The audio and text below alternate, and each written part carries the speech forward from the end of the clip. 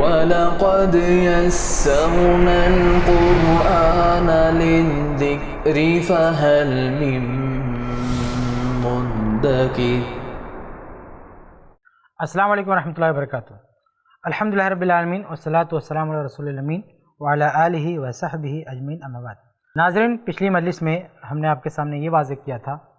کہ قرآن مجید اللہ کی طرف سے ہے، اللہ کا کلام ہے، اس لیے اس میں غلطی کا کوئی امکان نہیں ہے۔ اس لیے ہمیں قرآن مجید کا مقابلہ اپنی عقل سے نہیں کرنا چاہیے۔ اگر قرآن مجید کی کوئی بھی بات ہماری عقل میں نہ آئے تو یہ مان لینا چاہیے کہ یہاں پہ ہماری عقل غلطی کر رہی ہے، قرآن کا جو بیان ہے وہی صحیح ہے، اس لیے اپنی عقل کو قرآن کے تابع کر دینا چاہیے۔ اور اسی وجہ سے اللہ رب العالمین نے قرآن کی ہدایت نازل کی ہے، قرآن نازل کیا ہے تاکہ اس کے ذریعے ہم اپنی عقل کی غلطیوں کو سدھار سکیں۔ اس بات کو پوری تفصیل کے ساتھ پچھلی مجلس میں آپ کے سامنے رکھا جا چکا ہے۔ آج ہم یہ بات کریں گے کہ قرآن مجید کی جو آیات ہیں جن میں اللہ رب العالمین نے کلام کیا ہے، ان آیات کا معنی کیا ہے، مطلب کیا ہے۔ یہ بات ٹھیک ہے، جیسا کہ پچھلی مجلس میں واضح کیا گیا کہ ہم اپنی عقل کو قرآن کے مقابلے میں کھڑا نہیں کریں گے، لیکن قرآن نے جو کچھ کہا ہے اس کو سمجھنے کا طریقہ کیا ہے۔ یہ بھی ہو سکتا ہے کہ ایک آدمی کہے کہ ٹھیک ہے، ہم اپنی عقل کو قرآن کے خلاف نہیں لا رہے ہیں، لیکن قرآن جو کچھ کہہ رہا ہے وہ ہے کیا، یعنی اس کا معنی مطلب کیا ہے۔ تو دیکھیے، قرآن کی جو آیات ہیں وہ دو طرح کی ہو سکتی ہیں۔ کچھ آیات ایسی ہیں جو اپنے آپ میں بہت ہی واضح ہیں، کلیئر ہیں، 2 اور 2 4 کی طرح سے واضح۔ جیسے قرآن میں قل هو اللہ احد، کہہ دیں اللہ ایک ہے، اللہ ایک ہے، اپنے آپ میں بہت ہی واضح ہے، اس کو سمجھنے کے لیے بہت زیادہ زور لگانے کی ضرورت نہیں ہے، اپنے آپ میں بہت ہی واضح ہے۔ ایسے قرآن مجید میں جو کچھ قصے ہیں،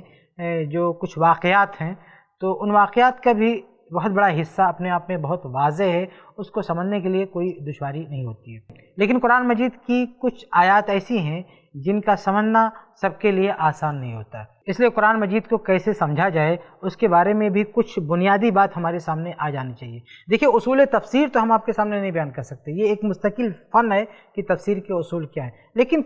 تھوڑی بہت کچھ بات ہمارے سامنے آنی چاہیے کہ قرآن مجید کو کیسے سمجھا جائے۔ تو دیکھیے، ایک بات تو یہ ہے کہ اگر قرآن مجید کی کسی آیت کا مفہوم واضح نہیں ہو رہا، لیکن دوسری جگہ اللہ تعالیٰ نے وہ مفہوم واضح کر دیا، یعنی قرآن ہی میں دوسری جگہ وہ معاملہ اللہ تعالیٰ نے دوبارہ بیان کیا اور اس میں وہ واضح ہے، تو ظاہر سی بات ہے کہ وہ خود قرآن کی تشریح ہے، اس لیے ہم وہی لیں گے جو قرآن نے تشریح کی ہے۔ ایسے ہی قرآن کی کسی آیت کا کوئی معنی مطلب اللہ کے نبی صلی اللہ علیہ وسلم نے بہت ہی واضح انداز میں بیان فرما دیا ہے، تو ظاہر ہے کہ اللہ کے نبی صلی اللہ علیہ وسلم نے جو کچھ بیان کیا وہ بھی اللہ کی طرف سے ہے۔ اللہ کے نبی صلی اللہ علیہ وسلم جو بھی بیان کرتے تھے، آپ صلی اللہ علیہ وسلم کی جو احادیث ہوتی تھی وہ بھی اللہ کی طرف سے ہوتی تھی، اس لیے وہ بھی اس آیت کی تشریح ہے۔ لیکن اگر قرآن میں کچھ آیات کا معاملہ ایسا ہو کہ ان کو لے کر اختلاف ہو گیا، آج کے لوگ اختلاف کر رہے ہیں، اور ان آیات کی تشریح میں دوسری آیات موجود نہیں ہے قرآن میں، یا ان آیات کی تشریح میں حدیث میں بھی کوئی بہت زیادہ وضاحت نہیں مل رہی ہے، اور آج کے لوگ یعنی 1400 سال کے بعد یا اس سے پہلے یا آنے والے نسل میں کچھ لوگ ان آیات کا ایک نیا معنی پیش کر رہے ہیں۔ ایک معنی وہ ہے جو اس دور کے لوگوں نے پیش کیا، جیسے صحابہ کرام سے ثابت ہے یا تابعین سے ثابت ہے، وہ ایک مفہوم ہے جو کتابوں میں درج ہے۔ لیکن آج اگر کوئی کھڑا ہو کے یہ کہے کہ نہیں، وہ جو صحابہ کرام نے معنی سمجھا تھا وہ غلط ہے اور اس کا صحیح معنی یہ ہے، تو سوال یہ ہے کہ آج اگر کوئی شخص صحابہ کرام کے فہم کو بالائے طاق رکھتا ہے اور یہ کہتا ہے کہ ہم اس کا معنی بہتر سمجھ رہے ہیں، تو کیا اس کی بات ماننے کے لائق ہے؟ تو میرے بھائیو، اچھی طرح سے یہ بات ذہن میں رکھ لیں کہ قرآنی آیات کا صحیح معنی مفہوم وہی ہو سکتا ہے جو صحابہ کرام نے سمجھا ہے یا تابعین نے سمجھا ہے۔ اگر صحابہ کرام کے ہاں قرآن کی کسی آیت کا ایک متفقہ معنی مفہوم تھا اور آج کوئی آدمی اس معنی مفہوم کے خلاف جا رہا ہے تو وہ گمراہ ہے، سمجھ لیں کہ وہ اس آیت کو سمجھنے میں غلطی کر رہا ہے، کیونکہ قرآن مجید سب سے پہلے صحابہ کرام کو سنایا گیا ہے، قرآن مجید کو سب سے پہلے صحابہ کرام نے سمجھا ہے، اور صحابہ کرام نے کوئی غلطی کی ہے تو اللہ کے نبی صلی اللہ علیہ وسلم نے ان کی رہنمائی کر دی ہے۔ مثال کے طور پر صحیح بخاری کی حدیث ہے کہ اللہ رب العالمین نے جب قرآن میں کہا رمضان کے بارے میں، روزے کے بارے میں،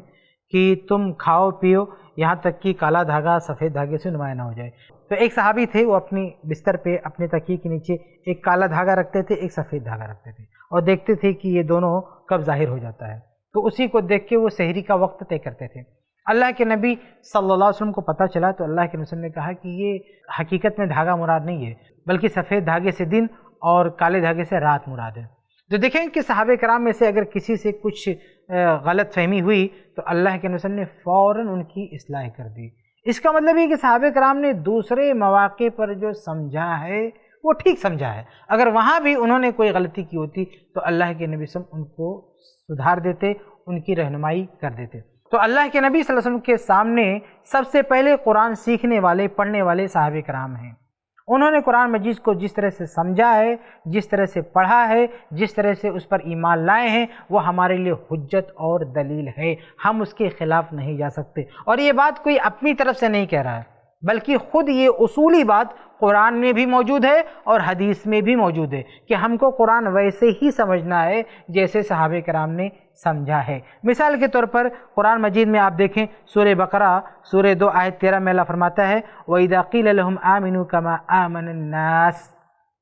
کہ جب لوگوں سے کہا جاتا ہے کہ ایمان لاؤ جیسے یہ لوگ ایمان لائیں۔ کون لوگ؟ یعنی صحابہ کرام۔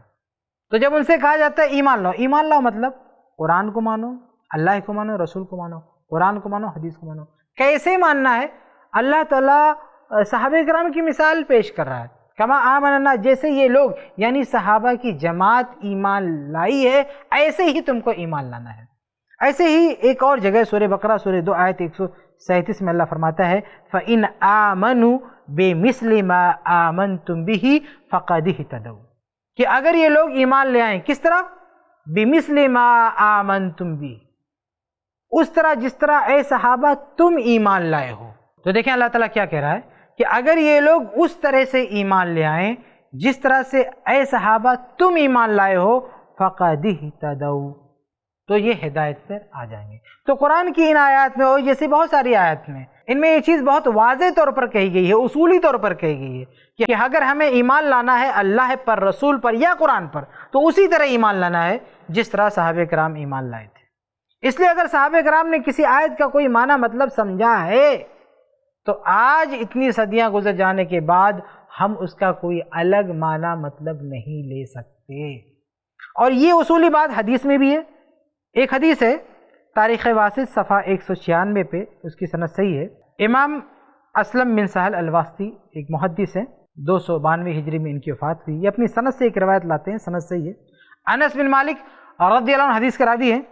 کہتے ہیں کہ اللہ کے رسول صلی اللہ علیہ وسلم فرمایا تفترق هذه الامة على 73 فرقہ، کہا کہ اس امت میں 73 فرقے ہوں گے، اس امت میں 73 فرقے ہوں گے، کلھا فی النار، یہ سارے فرقے جہنم میں جائیں گے، الا فرقۃ واحدۃ، سوائے ایک فرقے کے۔ اب غور سے سنیں، اللہ کے نبی صلی اللہ علیہ وسلم کیا بیان فرما رہے ہیں؟ کہہ رہے ہیں کہ اس امت میں 73 فرقے ہوں گے، سب کے سب جہنم میں جائیں گے سوائے ایک فرقے کے۔ صحابہ کرام نے کہا یا رسول اللہ صلی اللہ علیہ وسلم کہ اے اللہ کے رسول صلی اللہ علیہ وسلم وما تلک الفرقۃ، وہ فرقہ کون سا ہوگا، یعنی وہ جماعت کون سی ہوگی جو جنت میں جائے گی؟ قال ما كان على ما انا علیہ اليوم، کہ اس جماعت کی نشانی یہ ہے، یعنی جو جماعت جنت میں جائے گی جہنم میں نہیں جائے گی، اس کی نشانی یہ ہے کہ وہ اس چیز پر ہوگی جس پر آج میں ہوں۔ اللہ کے نبی صلی اللہ علیہ وسلم کس چیز پر تھے؟ آپ کے پاس قرآن کی ہدایت تھی اور احادیث، یہ دو چیزیں تھیں، لیکن اللہ کے نبی صلی اللہ علیہ وسلم نے صرف اتنا نہیں کہا، بلکہ آگے کہا وَأَصْحَابِي، اور میرے صحابہ جس چیز پر ہیں۔ تو دیکھیں اس حدیث میں بھی اللہ کے نبی صلی اللہ علیہ وسلم نے صحابہ کرام کو معیار بتایا ہے کہ قرآن حدیث اور صحابہ کرام جس چیز پر صحابہ کرام تھے اسی چیز پر اگر لوگ رہیں گے تو ہدایت یاب ہوں گے، جنت میں جائیں گے۔ تو قرآنی آیات اور اس حدیث میں دونوں میں یہ اصولی بات بیان کی گئی ہے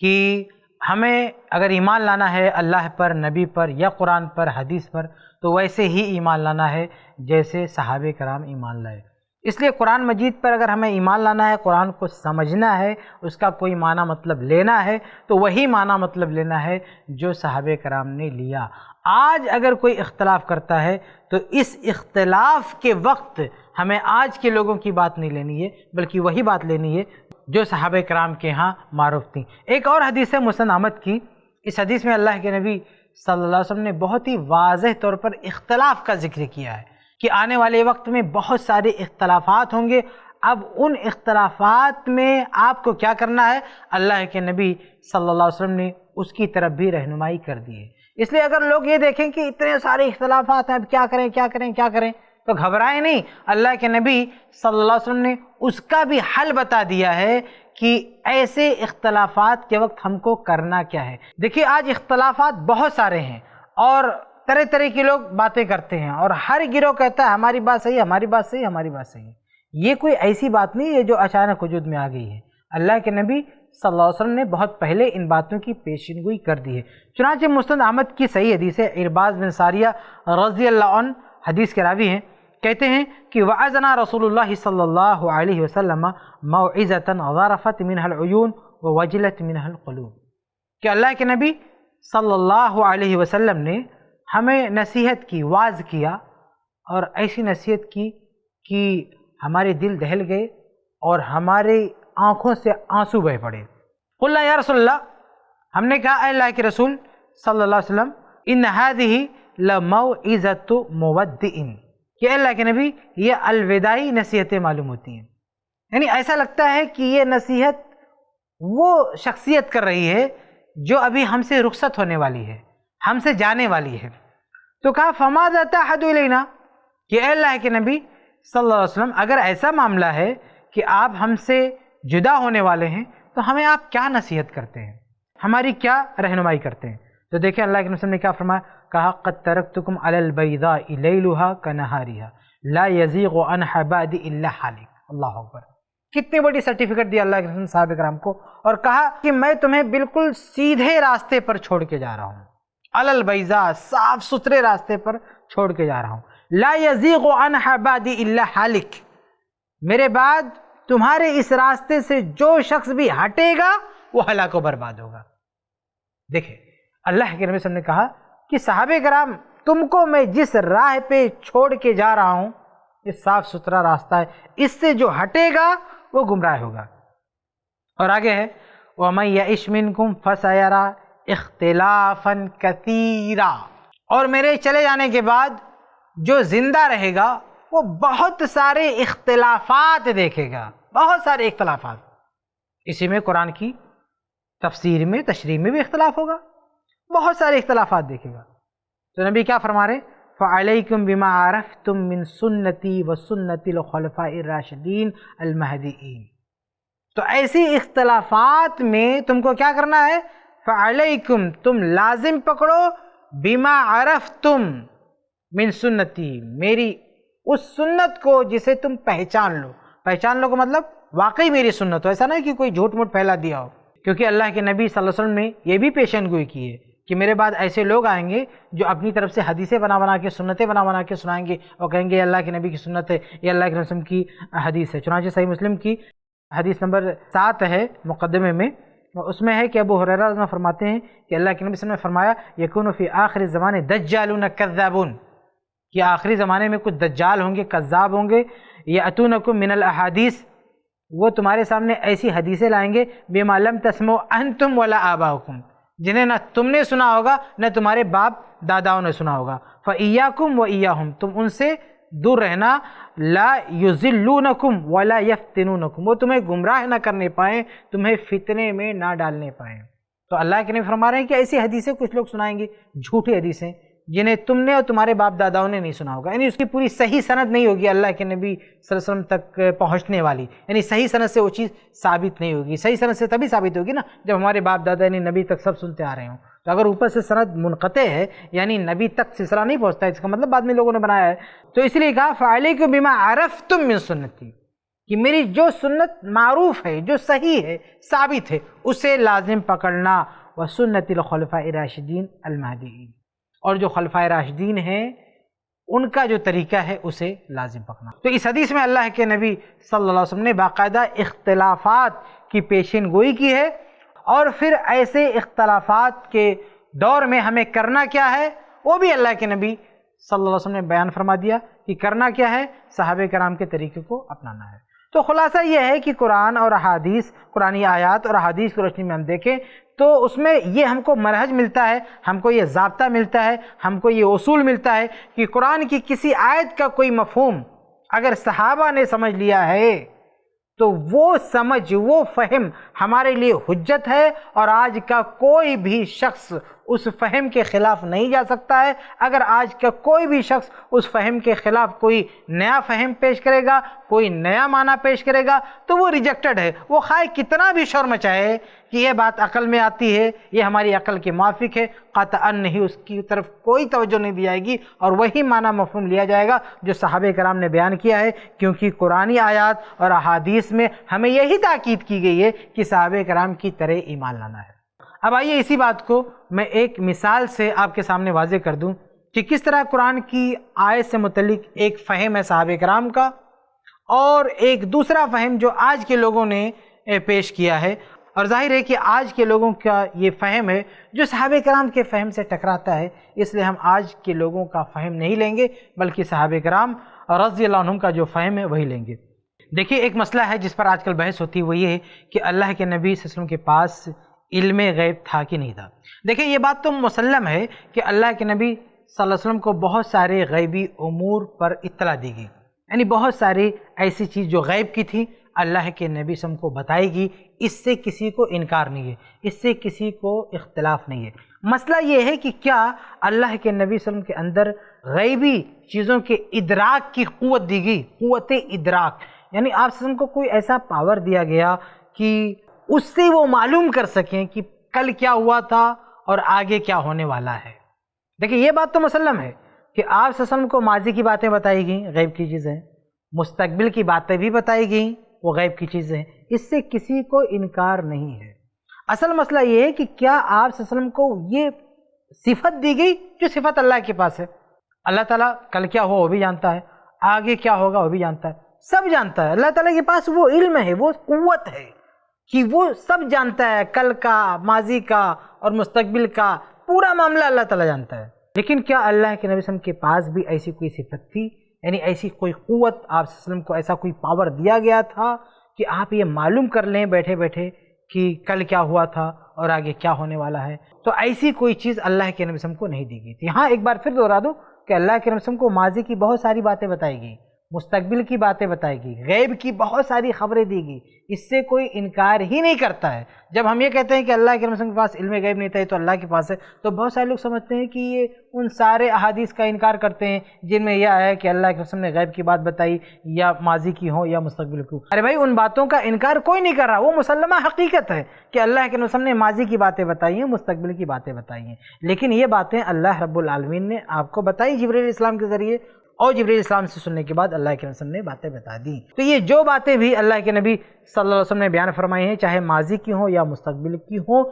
یہ آپ سب کو بتائی گئی اور آپ سب نے بتایا، لیکن آپ سب کو ایسا کوئی پاور نہیں دیا گیا، ایسی کوئی قوت ادراک نہیں دی گئی ہے کہ وہ خود سے معلوم کر لیں کہ کل کیا ہوا تھا اور آگے کیا ہوگا۔ تو اس سلسلے میں دیکھیں آج بہت سارے لوگ کہتے ہیں کہ نہیں وہ اللہ کے نبی کے پاس ایسا پاور تھا کہ وہ معلوم کر سکتے تھے کہ کل کیا ہوگا اور آگے کیا ہوگا۔ میرے بھائیو ذہن میں رکھیں یہ اللہ تعالیٰ کی صفت ہے، اللہ رب العالمین اور اللہ کے نبی صلی اللہ علیہ وسلم کے بیچ میں فرق ہے، ہم یہ فرق ایک نہیں کر سکتے۔ اللہ کے نبی صلی اللہ علیہ وسلم نے خود کہا ہے، صحیح بخاری کی حدیث ہے، حدیث نمبر 3445، اللہ کے نبی صلی اللہ علیہ وسلم فرماتے ہیں لا تطرونی کما اطرت النصارى عیسی ابن مریم، کہ تم لوگ میرے بارے میں اس طرح سے غلو مت کرو جیسے عیسیٰ علیہ السلام کے بارے میں عیسائیوں نے غلو کیا۔ فإنما أنا عبدہ، نہیں فرماتے کہ میں اللہ کا بندہ ہوں، فقولوا عبد اللہ ورسولہ، تو مجھے اللہ کا بندہ کہو، اللہ کا رسول کہو۔ تو غلو نہیں کرنا چاہیے، اللہ کے نبی صلی اللہ علیہ وسلم نے اس چیز سے روکا ہے۔ تو یہ اللہ کی جو صفت ہے وہ صفت نبی کے اندر نہیں ہے۔ نبی صلی اللہ علیہ وسلم ساری انسانیت میں سب سے افضل ہیں، تمام انبیاء میں سب سے افضل ہیں، اس سے کسی کو انکار نہیں، لیکن وہ نبی ہیں، وہ اللہ نہیں ہے، اس لیے اللہ کی صفات نبی میں نہیں ماننا چاہیے۔ تو کچھ لوگ کہتے ہیں کہ نہیں، اللہ کے نبی صلی اللہ علیہ وسلم کے اندر بھی یہ علم غیب والی صفت تھی۔ اب آپ دیکھیں کہ یہ آج کے لوگوں کا کہنا ہے، اور صحابہ کرام کا فہم کیا تھا اس بارے میں وہ دیکھیں۔ صحیح بخاری کی حدیث ہے، حدیث نمبر 7380۔ اما عائشہ رضی اللہ عنہا فرماتی ہیں کہ من حدثک ان محمد صلی اللہ علیہ وسلم رأى ربہ فقد کذب، کہ جو تم کو یہ کہہ دے کہ اللہ کے نبی صلی اللہ علیہ وسلم نے اللہ کو دیکھا ہے، وہ جھوٹ بولتا ہے۔ وہ یقول، کیونکہ اللہ کہتا ہے اتدرک الابصار، کیا نگاہیں اس کو پا سکتی ہیں۔ اور آگے ہے ومن حدثک انہ یعلم الغیب، اما عائشہ رضی اللہ عنہا فرماتی ہیں کہ جو تمہیں یہ بتائے کہ نبی غیب جانتے تھے، علم غیب تھا ان کو، فقد کذب، وہ جھوٹ بولتا ہے۔ اما عائشہ رضی اللہ عنہا کیا فرماتی ہیں؟ یہ صحیح بخاری کی حدیث ہے، حدیث نمبر 7380۔ اما عائشہ رضی اللہ عنہا فرماتی ہے ومن حدثک انہ یعلم الغیب، جو تمہیں یہ بتائے کہ نبی صلی اللہ علیہ وسلم غیب جانتے تھے، فقد کذب، اس نے جھوٹ بولا۔ وہ یقول، کیونکہ اللہ تعالیٰ کہتا ہے لا یعلم الغیب الا اللہ، کہ غیب صرف اللہ جانتا ہے۔ تو دیکھیں یہاں پہ اما عائشہ رضی اللہ عنہ نے ایک آیت کوٹ کیا، آیت کو مختصر یہاں پہ ذکر کیا۔ یہ پوری آیت ہے سورہ نمل، آیت نمبر 65۔ پوری آیت اس طرح ہے قل لا یعلم من فی السماوات والارض الغیب الا اللہ، کہ آسمانوں اور زمین میں جو کچھ ہے یہ غیب کی بات کوئی نہیں جانتا سوائے اللہ کے۔ تو اس آیت میں اللہ تعالیٰ نے کہا کہ اللہ کے علاوہ کوئی غیب نہیں جانتا۔ اب اس آیت کا ایک فہم، ایک معنی پیش کر رہی ہیں کون؟ اما عائشہ رضی اللہ عنہا، جو صحابہ میں سے ہیں۔ اور اما عائشہ رضی اللہ عنہا کے اس فہم سے کسی بھی دوسرے صحابی نے اعتراض نہیں کیا۔ معنی یہ نکلا کہ تمام صحابہ کرام کا یہی ماننا ہے کہ یہ آیت بتاتی ہے کہ اللہ کے نبی صلی اللہ علیہ وسلم کے پاس علم غیب نہیں ہے۔ تو اس آیت کا ایک مفہوم وہ ہے جو صحابہ کرام نے سمجھا، اور ہزاروں سال کے بعد، 1400 سال کے بعد آج کچھ لوگ ہیں جو ان آیات کا دوسرا مطلب لے رہے ہیں۔ تو ظاہر ہے کہ ہم کون سا مطلب لیں گے؟ ہم وہ مطلب مراد لیں گے جو صحابہ کرام نے سمجھا ہے۔ آج کے لوگ جو نیا مطلب نکال رہے ہیں، ہم اس مطلب کو نہیں لے سکتے۔ تو خلاصہ یہ میرے بھائیوں کہ قرآنی آیات کا جو معنی مطلب ہم کو لینا ہے، اس کے بارے میں بہت سارے اصول و ضابط ہو سکتے ہیں، لیکن یہاں آج کی مجلس میں نے آپ کو یہ بتانے کی کوشش کی ہے کہ صحابہ کرام یا سلف نے جو معنی مطلب لیا ہے، ہم اس سے ہٹ نہیں سکتے۔ اگر یہ اصولی بات ہم ذہن میں نہ رکھیں تو قرآن مجید کے معانی کا کوئی اعتبار نہیں رہ جائے گا۔ ہر آدمی جو چاہے اپنی طرف سے معنی پیدا کرے۔ مثال کے طور پہ قرآن میں زنا کا لفظ ہے کہ زنا نہیں کرنا چاہیے، یا زنا کی یہ سزا ہے، زنا کے قریب مت جاؤ۔ اب کوئی آج کھڑا ہو اور کہے کہ قرآن میں جو لفظ زنا ہے، زنا کا ورڈ ہے، اس کا معنی ریپ ہے، ریپ یعنی ایک آدمی زبردستی کسی عورت سے زنا کرے، تو یعنی اس کا ریپ کرے، اس کی عزت لوٹے، تو یہ چیز منع ہے۔ اور اگر لڑکا لڑکی اپنی مرضی سے جنسی تعلق قائم کرے تو یہ زنا نہیں ہے۔ اب کوئی یہ تشریح کرنے لگ جائے اور کہے کہ نہیں، زنا کا یہ مطلب ہے کہ زبردستی اگر جنسی تعلق قائم ہو تو یہ زنا ہے، لیکن لڑکا اور لڑکی کی رضامندی سے اگر کوئی جنسی تعلق قائم کرتا یہ زنا نہیں ہے، تو بتائیے کیا اس کی بات مانی جائے گی؟ بالکل نہیں، کیونکہ زنا کا وہ ایسا معنی مفہوم بتا رہا ہے جسے آج اپنی طرف سے گڑھ رہا ہے۔ جب یہ لفظ استعمال کیا گیا تو اس وقت یہ معنی نہیں تھا۔ اس لیے بات بہت ضروری ہے کہ اللہ کا کلام قرآن مجید سب سے پہلے جن لوگوں کے سامنے پیش کیا گیا وہ اس کو سمجھنے میں سب سے بہتر ہو سکتے ہیں، ان سے بہتر کوئی دوسرا نہیں سمجھ سکتا۔ میں بات ختم کرتا ہوں اس مثال کے ذریعے سے کہ آج کی ڈیٹ میں، آج اگر کوئی کسی خاندان کا بزرگ اپنے بچوں کو نصیحت کرے، فرض کیجئے کسی خاندان کا، کسی پریوار کا بزرگ ہے، وہ اپنے بچوں کو نصیحت کرتا ہے، وصیت کرتا ہے کہ میرے مرنے کے بعد ایسے کرنا، تم ایسے کرنا، تو آپ خود فیصلہ کیجئے کہ اس کی نصیحت کو، اس کے ان ناصحانہ الفاظ کو سب سے بہتر کون سمجھ سکتا ہے؟ اس کی فیملی والے، یا اس نصیحت کو 1000 سال کے بعد پیدا ہونے والے سمجھ سکتے ہیں کہ نہیں اس کا یہ معنی مطلب ہے، اور فیملی والوں نے جو سمجھا وہ غلط سمجھ لیا؟ ایسا نہیں ہو سکتا۔ تو یہی معاملہ قرآن کا ہے کہ قرآن کو سب سے پہلے صحابہ کرام نے سمجھا ہے، صحابہ کرام کے بعد ताबईन ने समझा है, सलफ ने समझा है, इसलिए उन्होंने जो कुरान का माना मतलब समझा है वही आज हमको समझना होगा। हम अपनी तरफ से कोई नया माना मतलब नहीं ले सकते। तो आज की मजलिस का खुलासा ये है कि कुरान मजीद को समझने के जहाँ बहुत सारे ज़वाबित हैं, उसमें बुनियादी ज़ाब्ता ये है कि हम सहाबे कराम के फ़हम के ख़िलाफ़ नहीं जा सकते, असलाफ़ के फ़हम के ख़िलाफ़ नहीं जा सकते। आज अगर कोई शख्स अपनी तरफ से कोई माना मतलब निकाल रहा कुरान का तो उसकी कोई हैसियत नहीं है, बल्कि हम पर लाजिम है कि हम वही माना मतलब समझे जो सहाबे कराम के दौर में, ताबीन के दौर में राइज था। अल्लाह से दुआ है अल्लाह ताला हम सबको इसकी तौफीक दे, आमीन या रब्बल आलमीन। अल्हम्दुलिल्लाह, इस सीरीज को बनाने में खालिद अल उमैरी और उनकी फैमिली ने पूरा ताउन किया है। ऐसे ही और वीडियोस बनाने में हमारी मदद करें